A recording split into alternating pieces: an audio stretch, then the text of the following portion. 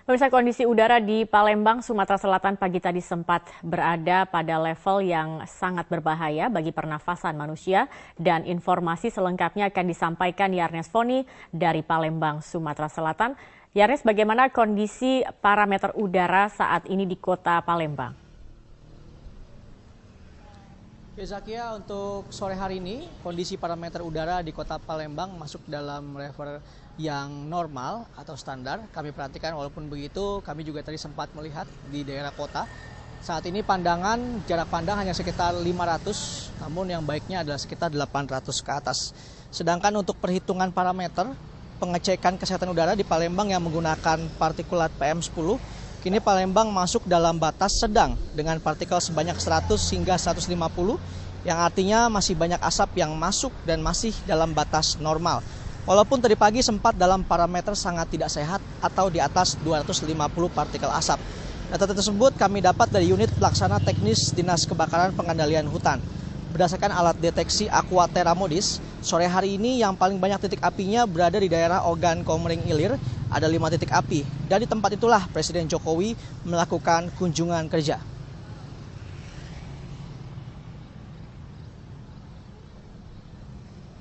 Zakia.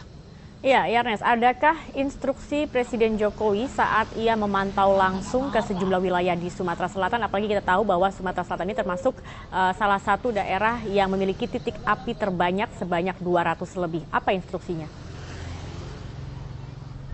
Ada 4 instruksi yang diberikan Presiden Jokowi saat datang langsung ke salah satu titik kabupaten di Ogan Komering Ilir. Di tempat ini merupakan salah satu tempat di mana kepungan kabut asapnya cukup banyak. Saat ini Presiden Jokowi masih melakukan kunjungan kerja di Sungai Geronggang, Kecamatan Padamarang, di Desa Sungai Batang, Air di Kecamatan Pangkalan, Kabupaten Ogan Komering Ilir. Presiden juga memberikan beberapa instruksi. Yang pertama adalah pemadaman harus serius dilakukan TNI bersama dengan BPBD dengan hujan buatan dan waterbooming. Yang kedua, upaya penegakan hukum yang dipimpin Kapolri bersama Kementerian Lingkungan Hidup dan Kehutanan serta Kementerian Dalam Negeri untuk memberantas oknum pribadi atau perusahaan yang sengaja membakar lahan di Sumatera Selatan. Yang ketiga, Zakia, adalah penanganan masalah kesehatan karena tidak sedikit masyarakat yang terserang infeksi saluran pernapasan akut. Dan yang keempat adalah sosialisasi harus terus ditegakkan tentang bahayanya bencana kabut asap dan dampaknya bagi kesehatan. Selain itu, Presiden Jokowi juga meminta didirikannya posko-posko di wilayah yang terkena dampak kabut asap. Zakia. Ya, baik. Terima kasih Yarnes Foni atas informasinya langsung dari Palembang, Sumatera Selatan. Pemirsa, Presiden Joko Widodo meninjau langsung penanganan kabut asap di Sumatera Selatan, dan apa saja hasil kunjungan Presiden? Kita bergabung dengan Yarnes Foni di Palembang, Sumatera Selatan. Yarnes, bagaimana kunjungan Presiden di sana? Apakah ada solusi untuk mengatasi kabut asap?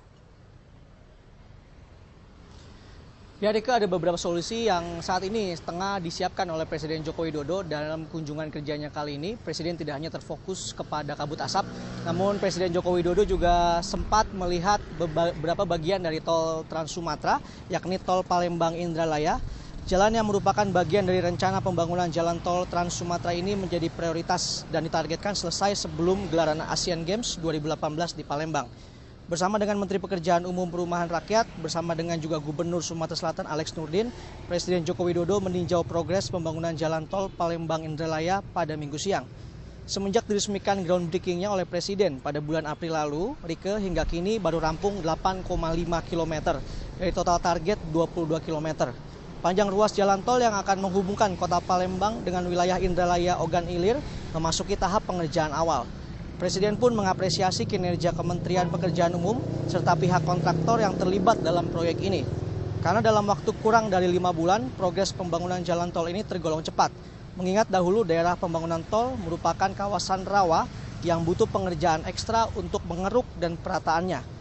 Jalan tol Palembang Indralaya ini menjadi prioritas yang harus dikebut karena targetnya bisa rampung 2017. Kontraktor PT Hutama Karya selaku pembangun proyek menyiapkan dana sekitar 2,31 triliun rupiah dari sumber dana lainnya, yakni ada juga 990 miliar rupiah. Selain itu, Presiden Jokowi juga akan mengunjungi beberapa tempat titik-titik api seperti di Sungai Geronggong, Kecamatan Padamaran, dan Desa Sungai Batang Air di Kecamatan Pangkalan, Kabupaten Ogan Komering Ilir. Berikut petikan wawancara Presiden Republik Indonesia Joko Widodo. Ya, ini yang kita dulu groundbreaking tanggal 30 April. Ingat ya, dulu ke sini 30 April, berarti sudah berjalan 4 bulan. Sudah berjalan 4 bulan dan progresnya menurut saya luar biasa. Pekerjaan konstruksi ini sangat cepat sekali. Jadi untuk waktu 4 bulan ini sudah cukup optimal, Pak? Optimal ya, Pak? Sangat, bukan cepat, sangat cepat.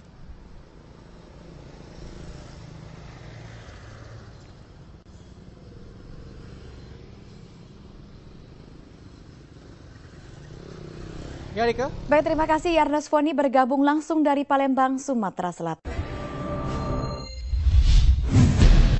Mutasi Polri melawan korupsi.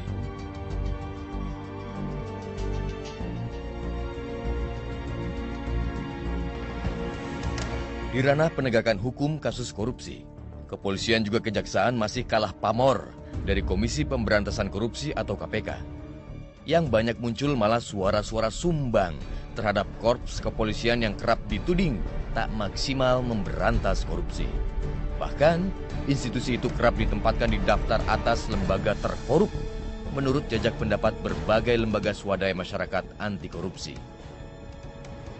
Namun itu cerita agak usang. Setidaknya mulai tahun ini, Kepolisian Republik Indonesia sudah memulai transformasinya. Kini lebih terlihat gebrakan mereka dalam penanganan kasus korupsi. Tidak cuma membidik yang kecil-kecil, tapi juga yang skala besar.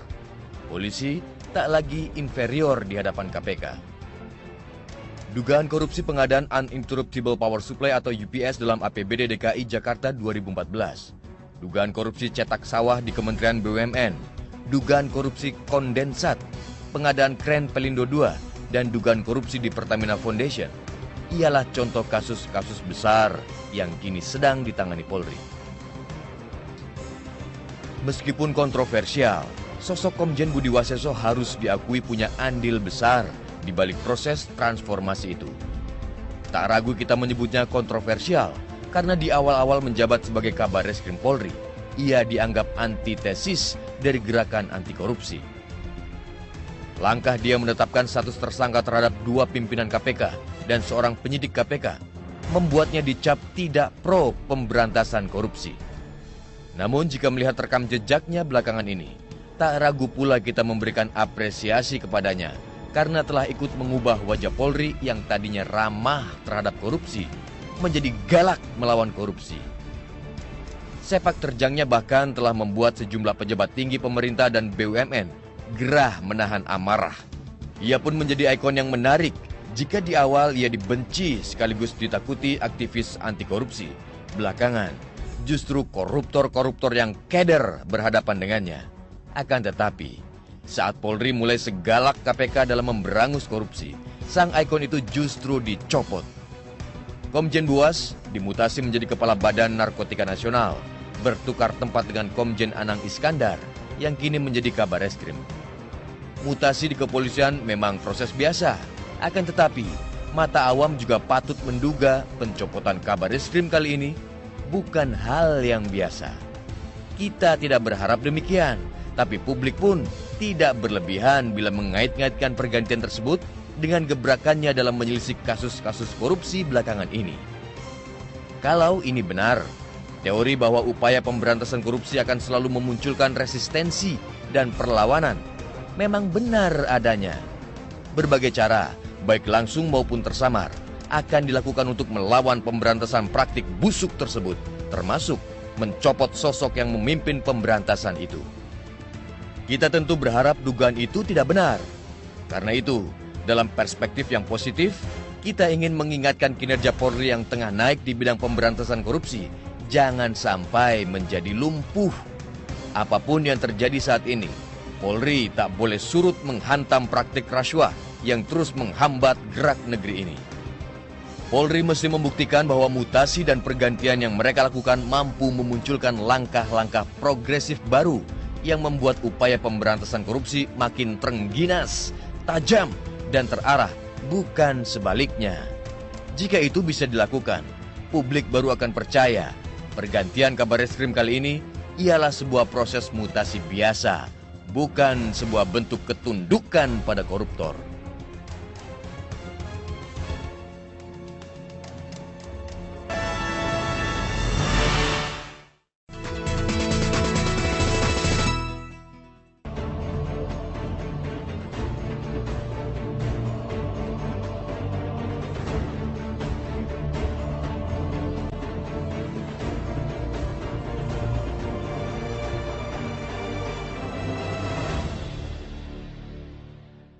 Pemirsa, tingkat realisasi penyaluran dana desa ini dinilai memprihatinkan karena seharusnya dana desa ini bisa digunakan sebagai stimulan untuk meningkatkan perekonomian di desa sehingga sektor real ini bisa kembali bergairah. Itulah yang akan kita bahas, penyaluran dana desa yang lambat, sektor ekonomi terhambat, bersama sejumlah narasumber yang sudah hadir di studio Bincang Pagi kali ini. Ada Pak Eko Prasetyanto, Direktur Evaluasi Perkembangan Desa, Ditjen Bina Pemerintahan Desa. Selamat pagi, Pak. Selamat pagi. Apa kabar, Pak? Baik, Pak. Baik ya, terlihat cerah hari ini. Kemudian ada Mas Riza Patria, anggota Komisi 2 DPR RI dari fraksi Gerindra. Selamat pagi, Mas Riza. Pagi, Assalamualaikum warahmatullahi wabarakatuh. Waalaikumsalam warahmatullahi wabarakatuh. Terima kasih atas kehadirannya di studio Bincang Pagi kali ini. Kita nanti akan bahas lebih lanjut, pemirsa, namun sebelumnya kita simak dulu informasi ini terlebih dahulu. Pemerintah pusat telah menyalurkan 79,5% dari 20,7 triliun rupiah dana desa ke rekening pemerintah kabupaten atau kota. Meski demikian, sebagian besar diantaranya belum disalurkan ke desa-desa. Padahal seharusnya dalam waktu 7 hari setelah pemerintah pusat mengirim ke rekening pemerintah kabupaten atau kota, pemerintah desa sudah bisa menerima dana desa itu.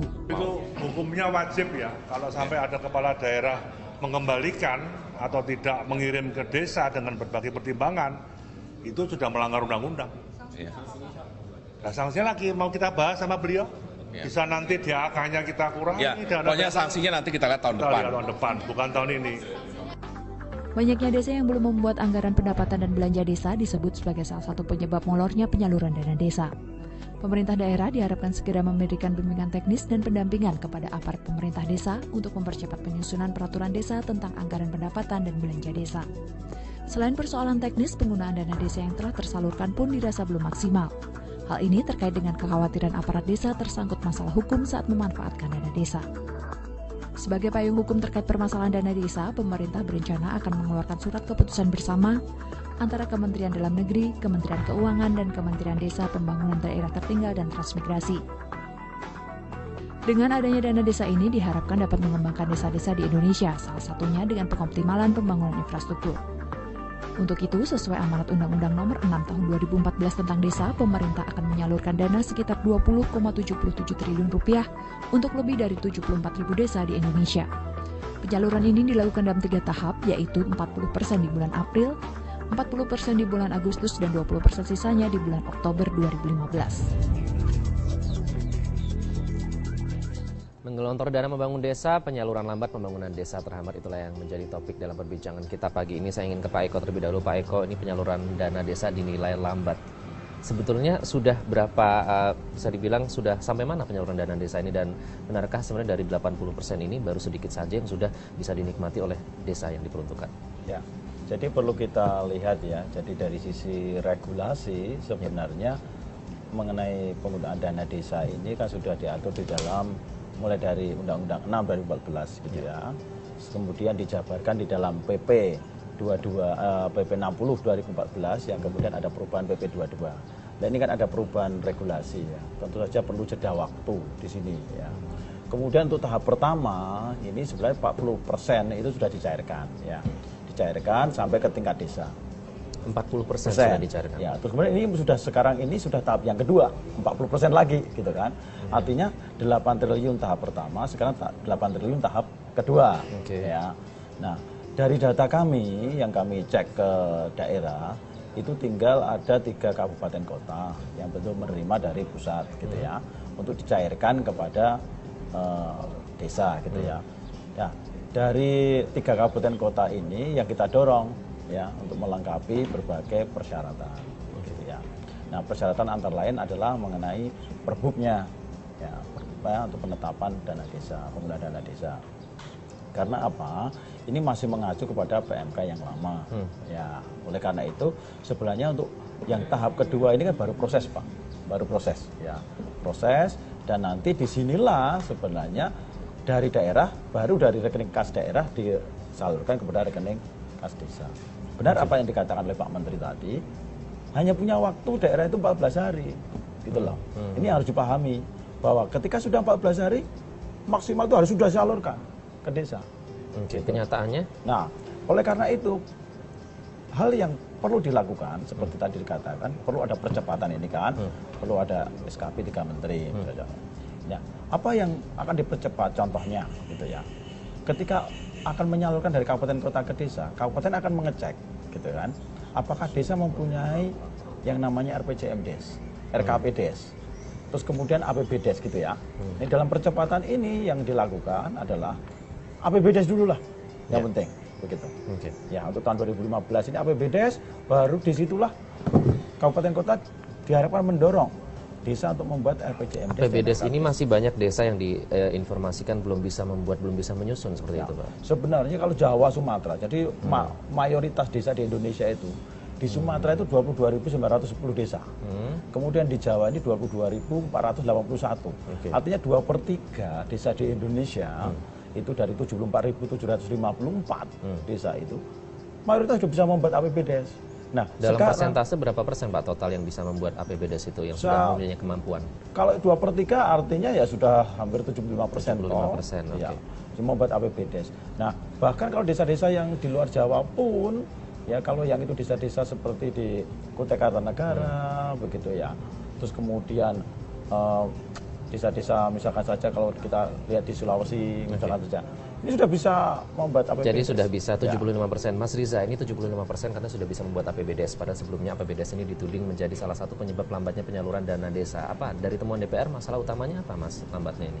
Ya, jadi memang ini ada kelambatan melakukan persiapan dan antisipasi ya. Sejujurnya kan masalah dana desa ini kan sudah selesai di 2014. Undang-undangnya kan 6/2014 sudah selesai kan, Pak Direktur kan, tentang dana desa. Harusnya pemerintah ketika itu sudah menyiapkan berbagai regulasi dan peraturan. Dan juga harus mampu membuat perencanaan serta mengantisipasi berbagai kemungkinan yang ada. Itu kan udah di akhir 2014. Gitu. Jadi itu yang harus dilakukan sebetulnya.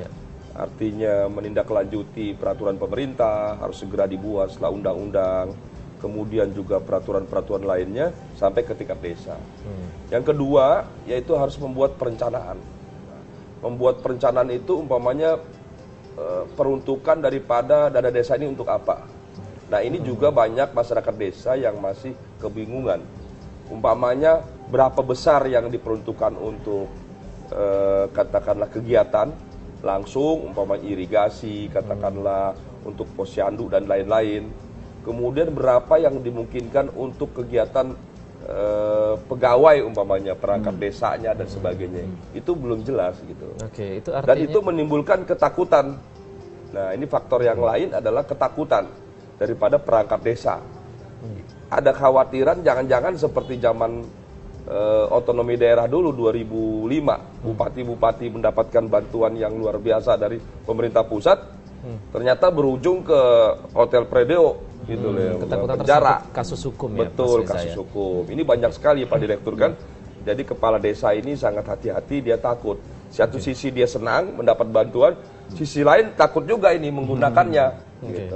Nah, fungsi itu seharusnya dilakukan oleh pendamping dari Kemendagri. Betul, perlu ada pendamping dari perangkat desa dan dari masyarakat. Saya ke Pak Eko dulu. Pak Eko, pendampingan ini sejauh ini sudah berjalan sejauh mana dan efektif tidak? Sebenarnya pendamping itu sudah sangat efektif ya. Karena ini ada program yang baru begitu kan. Inilah penyesuaiannya gitu ya. Sebenarnya pendamping di tingkat desa itu ada 2 pendamping kalau kita kelompokkan ya. Pendamping yang dari masyarakat dan kemudian pendamping dari pemerintah. Ya. Kementerian Dalam Negeri sebagai poros pemerintahan ya, dari pemerintah pusat sampai ke desa, jelas ini menyiapkan pendamping. Ini sudah sejak kapan Pak diturunkan ke desa-desa? Kita pendamping itu sebenarnya sudah sejak PP 76 2001 ya. Itu sudah ada. Itu sudah ada pendamping di situ. Pendamping dari pemerintah itu apa? Itu dari kabupaten kota ya, yang menangani PMD, yang menangani masalah Pemdes, kemudian ada juga dari kecamatan, kecamatnya, sekcamnya, kemudian ada dari kantor pemerintahan gitu kan. Betul, masih banyak masyarakat yang bingung, kemudian pemerintah juga takut ya melaksanakan. Ya, ini gini, itu? Undang-Undang 6 itu disahkan 14 Januari 2014. Ya. Ini mungkin satu-satunya undang-undang yang PP-nya tercepat, Pak. PP langsung digelontorkan hanya dalam waktu 4 bulan. Ya, PP 43 2014. Tentang peraturan pelaksanaan Undang-Undang 6. Setelah itu digelontorkan 4 Kemendagri, dari 5 ada 4 Permendagri yang sudah muncul gitu ya. Permendagri 111 2014 itu mengenai peraturan produk hukum di desa, kemudian 112 2014 mengenai pemilihan kepala desa, kemudian 113 2014 itu mengenai pengelolaan keuangan desa, kemudian 114 2014 itu mengenai pembangunan di desa. Nah, dari sini sebenarnya dari undang-undang udah jelas kalau dana desa itu digunakan untuk apa. Dana desa itu digunakan untuk 4 hal. Yang pertama untuk penyelenggaraan pemerintahan, kemudian untuk pembangunan, pembinaan kemasyarakatan dan pemberdayaan masyarakat. Nah, di PP 60 2014 ya, di situ ada skala prioritas. Skala prioritasnya apa? Untuk pembangunan dan untuk pemberdayaan masyarakat. Skala prioritas itu. Tetapi terus kemudian kita pertajam ya di PP 22 tahun 2015 dan di PMK 93. Nah, skala prioritas siapa yang membuat persetujuan? Bupati wali kota setelah mendengarkan dari musyawarah desa. Nah, yang menjadi perhatian kita adalah di sini adalah pemahaman, Pak. Jadi pemahaman mengenai regulasi yang ada, gitu. Ini yang perlu menjadi satu kesamaan persepsi sehingga apa yang dikatakan oleh Pak Reza tadi benar. Karena pemahaman ini belum sama begitu kan, sehingga orang ada ketakutan, hati-hati. Nah, ketakutan itu nanti kita akan bahas lebih lanjut. Kenapa masih ada split kata Mas Riza nanti sehingga menghambat penyaluran dana desa? Kami akan kembali sesaat lagi dengan pembahasannya. Tetaplah di Bincang Pagi.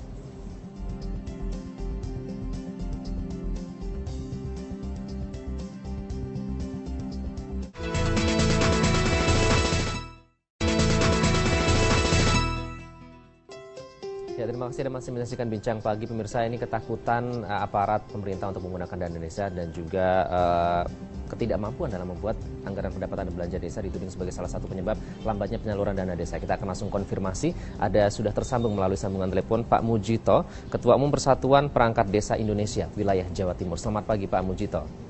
Selamat pagi Bapak Yasir. Ya, Pak Mujito, sejauh ini sudah berapa yang dana desa yang cair, Pak, dari data yang Anda himpun?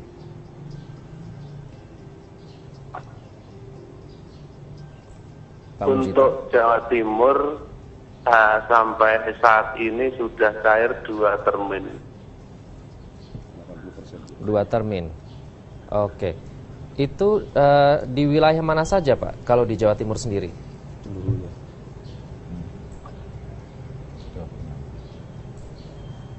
Untuk Jawa Timur itu meliputi hampir keseluruhan, sudah keseluruhan termasuk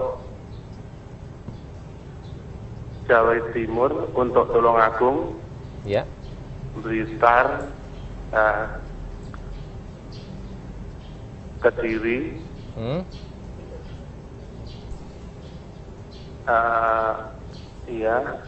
Trenggalek.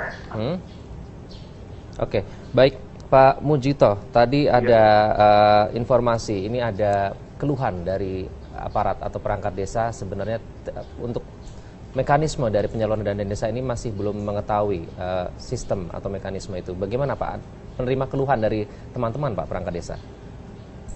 Memang karena itu program terbaru, masih baru, dan untuk sosialisasi sebetulnya pemerintah sudah sering melakukan sosialisasi. Namun karena untuk prosesnya itu tidak keseluruhan perangkat desa dilibatkan. Oke. Jadi secara teknis perangkat desa yang tidak terlibat itu tidak tahu teknis secara pasti. Oke. Jadi hanya sebagian saja ya Pak ya? Iya. Tapi secara umum semuanya pasti tahu. Oke, jadi di sosialisasi ini dinilai masih kurang begitu ya Pak ya untuk penyaluran dana desa sendiri. Saya konfirmasi ke Pak Eko dulu dari Kemendagri, Pak Mujito. Pak Eko, sosialisasi dinilai masih kurang Pak? Ya, inilah sebenarnya tadi kita katakan inilah aturan ini karena masih baru gitu ya. Oleh karena ini secara bertahap, Pak, sudah bertahap. Kita bahu-membahu antara pemerintah pusat, kemudian daerah dengan desa itu sendiri.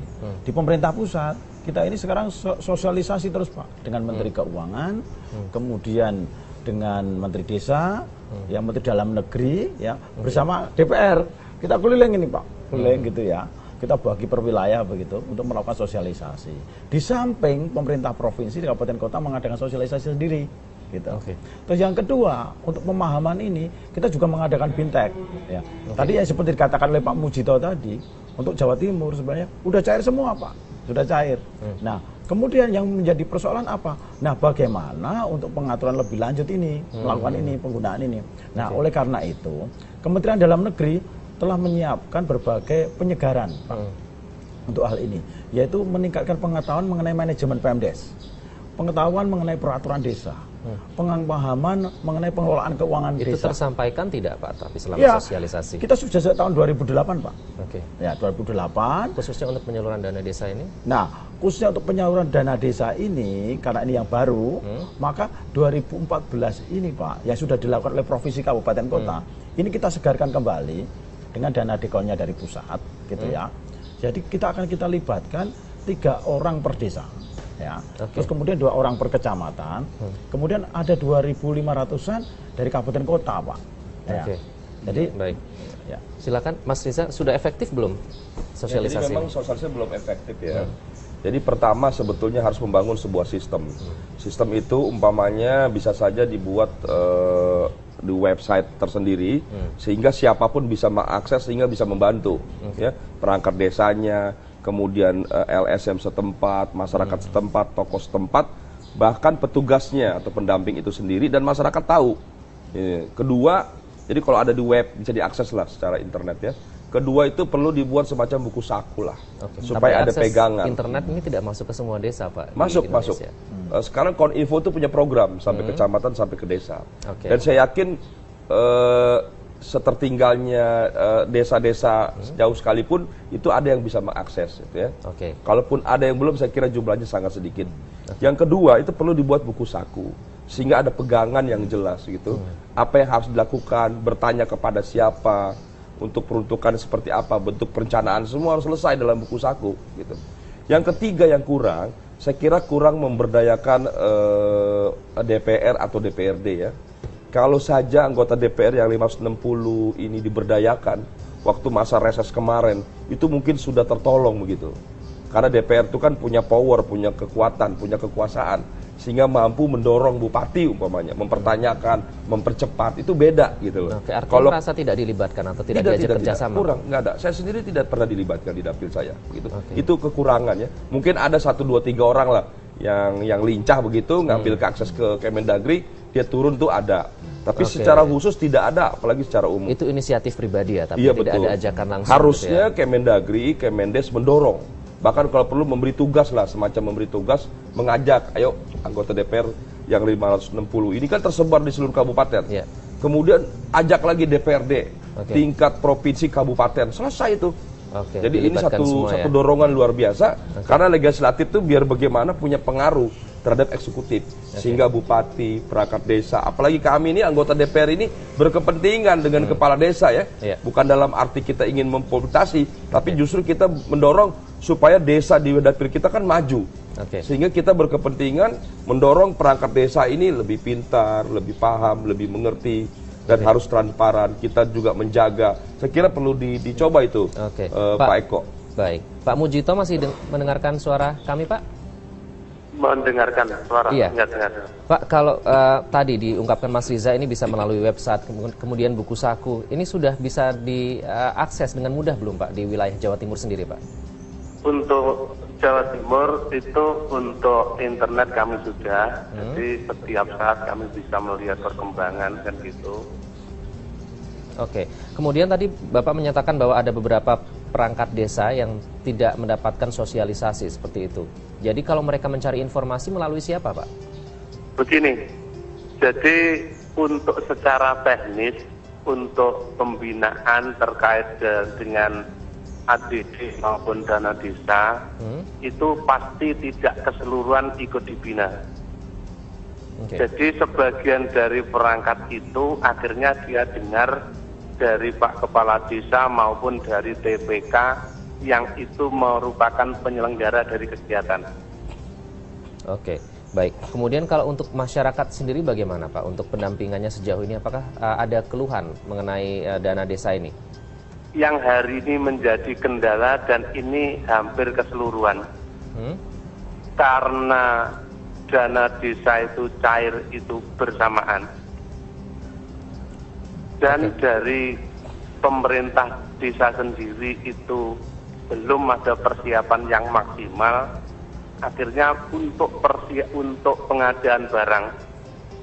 Jadi untuk tahun ini itu yang paling banyak adalah untuk perbaikan jalan, utamanya pavingisasi. Oke, infrastruktur ya Pak ya, difokuskan di situ ya Pak ya. Tapi apakah waktu ini sudah tinggal 4 bulan loh Pak? Selama ini berarti tidak melakukan persiapan seperti itu? Maksud aku gini, yang kami maksud, jadi sehubungan itu pengerjaan bersamaan, akhirnya pengadaan paving itu semuanya terkendala, habis Pak, stok paving. Jadi semuanya sudah dimulai. Tapi karena bahasanya pavingnya itu untuk tim yang mengadakan itu terbatas, akhirnya dia harus menunggu dan menunggu hari ini. Oke, baik, ini lebih ke masalah teknis ya. Baik Pak Mujito, kami mohon untuk masih bergabung bersama kami harus jeda terlebih dahulu. Dan pemirsa, kami akan masih membahaskan kelanjutan dari pembahasan ini, tetaplah di Bincang Pagi.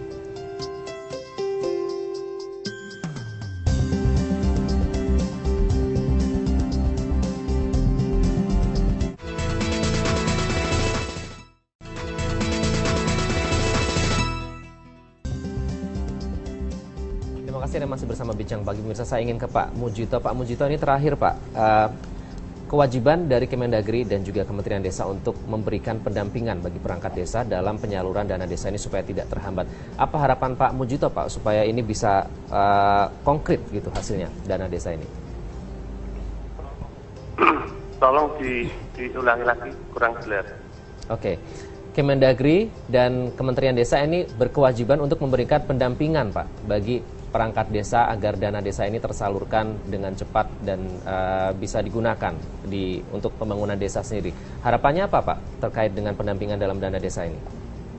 Jadi kami berharap untuk pendampingan nanti pemerintah nanti akan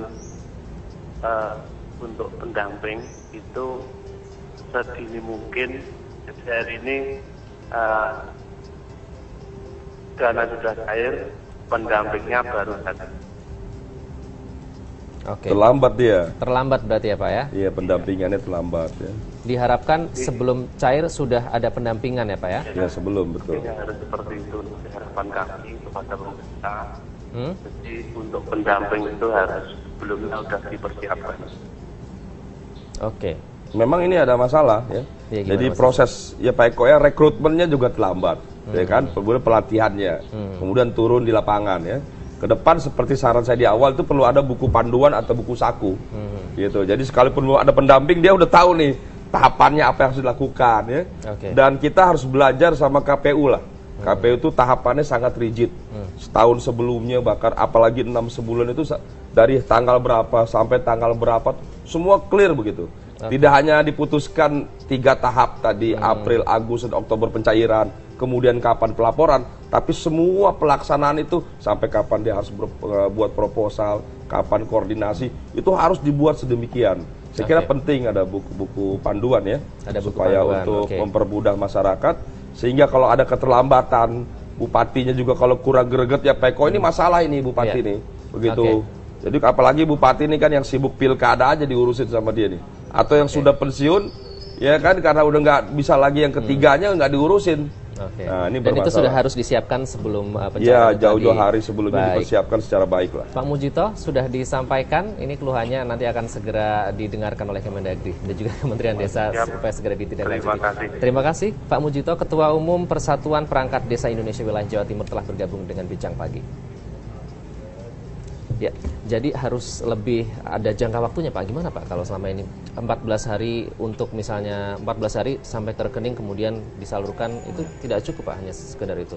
Jadi sebenarnya 14 hari itu sebenarnya di situ kan sudah muatan substansinya sangat banyak Pak. Oke. Jadi misalkan saja disitulah disiapkan namanya APBDes gitu kan desa. Di situ ada RKPDes, di situ RPJMDes. Nah ini semua bisa terrealisasi. Ini sudah dengan tahapan juga. Gitu loh. Tapi jangka waktunya tadi yang menurut Mas Riza bisa lebih rigid lagi gitu Pak. Nah, apakah itu itulah sudah diwacanakan? Sebenarnya yang menjadi persoalan ketika di desa itu adalah kondisi situasi desa itu jumlah ribu ini kan, contohnya. Itu kan tidak sama Pak.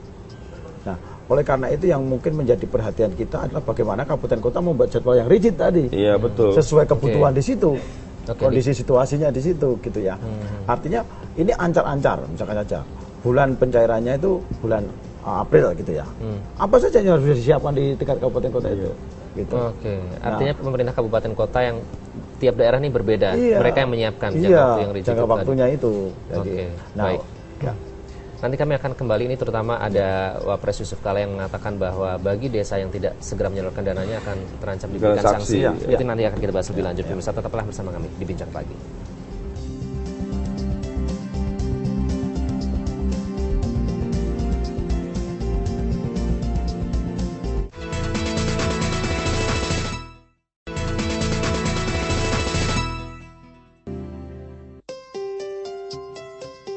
Administrasi pemerintahan desa. Terima kasih Anda masih bersama Bincang Pagi. Pemirsa, Mas Riza ada pernyataan dari Mendagri Cahyokumolo dan juga Wapres Yusuf Kala ini semakin dikuatkan bahwa nanti bagi desa, perangkat desa yang tidak menyalurkan dana desa ini secara cepat nanti akan diberikan sanksi. Apakah itu tepat?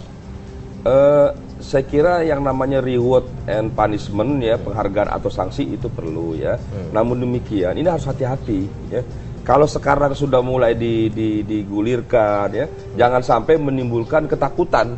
Ini sekarang ini kan kita menghadapi masalah terlambatnya penyerapan anggaran desa. Sebab karena instrumennya belum siap, perangkatnya, sosialisasinya, kemudian ada kekhawatiran dan ketakutan begitu kan. Nah, kalau ditambah lagi nanti ada sanksi, ini bukan malah mendorong, malah akhirnya makin ragu. Nah, ini hati-hati. Saya kira kalau sanksi itu mungkin tahun pertama ini belum bisa diberikan pada perangkat desa. Kan begitu Pak Eko. Mungkin pada bupati-bupati mungkin saya setuju lah. Bupati itu kan levelnya di kabupaten itu jauh lebih cerdas, lebih berpengalaman. Kalau masih juga tidak memahami maksud, tujuan, tahapan dan realisasinya, saya kira keterlaluan. Kalau bupati ya kan atau camat begitu tidak membantu, saya kira itu perlu diberi sanksi. Artinya dimungkinkan ada sanksi tapi betul, dilokalisir lah pada level kabupaten atau kecamatan.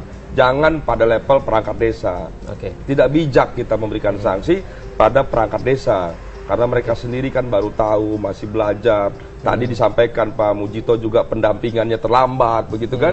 Ya, bagaimana mau belajar yang ngajarin aja belum datang-datang gitu kan. Belum siap begitu. Jadi saya kira harus hati-hati membuat sebuah sanksi. Kalaupun memang diputuskan ada sanksi, saya kira untuk tahun pertama ini kalaupun perlu ada sanksi baru pada level kabupaten lah ya. Belum pada level kecamatan apalagi level di perangkat desa gitu Pak Eko. Karena ini sangat berbahaya. Jadi harus tegaskan itu.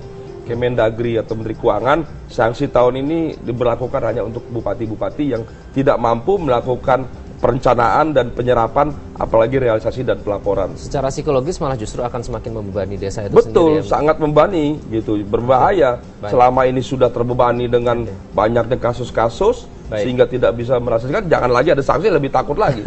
Bukan mendorong kan, malah memperlambat nanti. Baik, Pak Eko tadi sudah mendengarkan keluhan dari Pak Mujito. Ini pendampingan sebenarnya harus dilakukan sebelum cair. Kemudian mendengarkan keluhan tadi gimana? Apa yang akan dilakukan Kemendagri, Pak? Ya, jadi secara cepat ya, kalau sebenarnya dari pendampingan pemerintah, tinggal 4 bulan itu sudah siap, Pak. Pendampingan pemerintah itu sudah ada dari kecamatan, dari kabupaten kota. Yang menjadi persoalan sekarang ini adalah bagaimana sinergi antara pendampingan yang masyarakat yang di seluruh XPNPM dengan yang pemerintah ini gitu loh. Nah, ini yang harus dipercepat sinergi ini begitu. Nah, kemudian yang kedua yang perlu menjadi perhatian kita semua, benar apa yang dikatakan Pak Reza tadi untuk menyangkut masalah sanksi dan sebagainya ini jelas harus ada kajian yang cermat di sini, gitu. Seperti yang dikatakan oleh Pak Menteri tadi, Kalau jelas, kalau yang penyaluran 14 hari kan begitu kan. Lalu 14 hari tidak disalurkan itu jelas kabupaten kota tapi ya. Nah, sedangkan untuk desa ini harus diperhatikan benar karena sudah ada keterlambatan begini ya. Desa tadi Pak Mujito katakan antara tahap 1 dengan tahap 2 ini kan berimpit ini ambil berimpit ini. Betul. Nah, ini harus menjadi perhatian kita semua. Oke, 4 bulan yang tersisa nih apa Pak? Ya. Fokus utamanya nanti Pak? Jadi fokus kita. Singkat saja Pak. Jelas Oktober itu kan 20% Pak. 20% dari anggaran yang ada. Dari total 20,7 triliun, 20% ini akan kita diberikan. Artinya sekitar 4 triliunan kan. Betul. Nah, 4 triliunan akan kita bagi menjadi 74.754 desa. Nah, oleh karena itu yang perlu dilakukan adalah percepatan Pak, dan berbagai percepatan ini. Baik, percepatan itu kita harap agar nanti desa bisa segera menikmati dana yang memang seharus dibentukkan untuk pembangunan desa. Terima kasih Pak Eko, Mas Riza sudah di studio. Mudah-mudahan bisa meningkatkan pertumbuhan ekonomi ke depannya. Doakan bersama dengan koordinasi terus pembangunan negeri dengan DPR. Dan terima kasih tadi Pak Mujito sudah bergabung melalui sambungan telepon. Pemirsa, demikianlah bincang pagi untuk kali ini. Terima kasih atas kebersamaan Anda. Sampai jumpa.